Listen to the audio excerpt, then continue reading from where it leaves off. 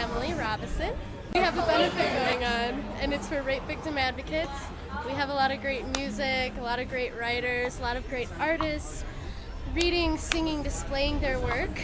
All the money is going to the Rockin' organization, Rape Victim Advocates. That's about it. Should be a good time. Tell me about Rape Victim Advocates and what they do. Rape Victim Advocates, it's a nonprofit organization that provides free counseling and advocacy for people affected by sexual assault. They offer 24-hour service 7 days a week, 365 days a year. The phone number is 312-443-9791. If you ever want to get a hold of Rape Victim Advocates, you can volunteer, you can donate, do whatever you'd like. Great organization. But what I really want everyone to know from this event is that creating something can have a very positive effect on the healing process with just about anything. Whether it's sexual assault, whether it's a final exam, just creating something tangible, or even if it isn't tangible and it's something you feel within, you can have a very profound effect. I'd like to thank everyone for coming, for supporting this event, for supporting me in creating this event.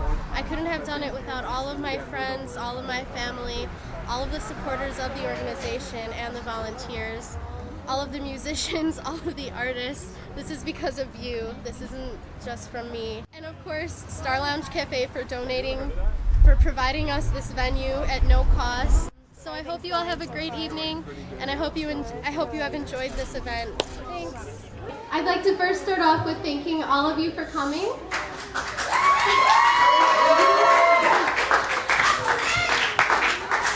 I hope you're applauding for yourselves because you guys are the better people here. Thank you for coming. Thank you for coming to Art Restores. We have a lot of great artists, a lot of great musicians and writers here this evening to entertain.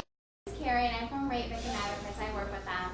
Who you guys are all benefiting tonight. So I wanted to not only talk to you guys about our center and the services that we offer, but also about why it's so important that we are out here and what we do and why it's so important. So it's pretty alarming, but the national statistics show that 1 in 4 women are going to be sexually assaulted in their entire lifetime. In fact, approximately 1 in 10. That's actually 1 in 3 girls will be assaulted or abused by the time they're 18.